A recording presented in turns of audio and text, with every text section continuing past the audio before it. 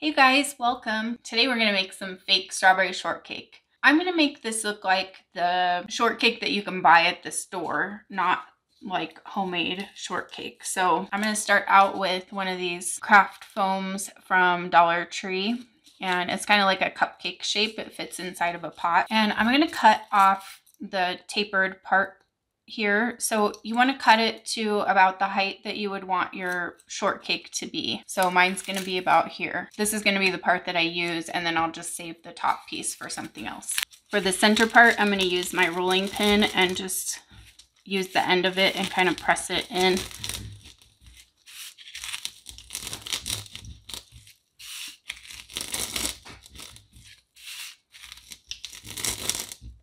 The edges are usually rounded a little bit, so I'm going to take a nail file and I'm just going to sand the edges so that they're rounded. So before we do anything else with this, I want to go ahead and make my strawberries, and I've shown how to do this in a video before, so I'm going to quickly show you how here. So for this one, I'm going to make half strawberries. I'm using my foam clay.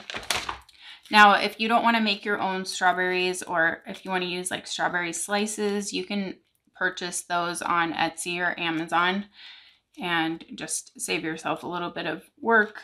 But I always like to make my own stuff. So I'm conditioning my clay, and then I'm just going to take some small pieces. So I'm rolling the clay into a ball, and then I'm going to press it so that one side of it is flat, and then I just kind of want to get like a triangular shape, and then just kind of press it to round it out some.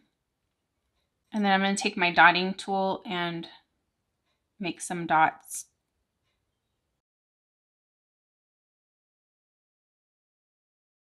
Okay, so now we need to paint these strawberries. True Red from Anita's for the main strawberry color. So I'm going to put some in a cup because I'm going to mix the Mod Podge in with this so that it'll be shiny and I don't have to do an extra coat. So do about half paint and half Mod Podge. So just paint over the rest of the strawberry.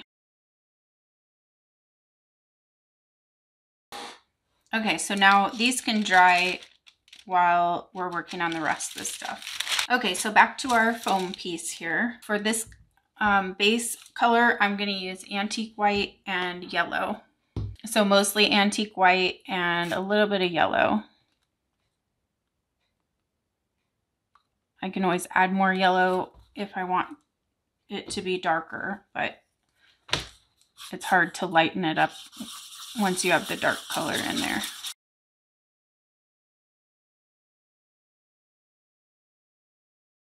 Now I'm going to go in with some classic caramel and just do a little bit of shading over this lightly. So get most of the paint off your brush. You don't want it to put too much paint on there. And then we're just going to go over it very lightly.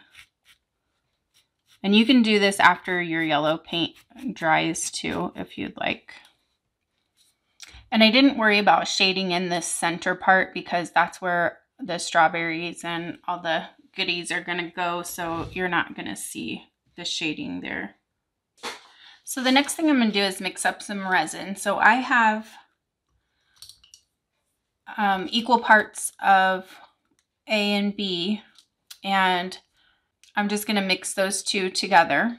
And then I'm going to use my two red colors that come in my alcohol ink set. So this is the set I have. It's from Amazon.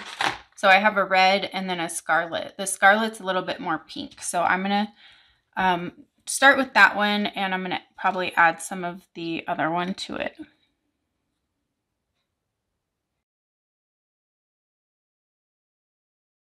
So I'm pretty happy with how this color came out.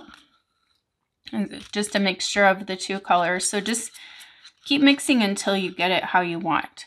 So I'm going to let this sit for a few minutes because it'll thicken up a little as it starts to cure, and then it'll give a more realistic look.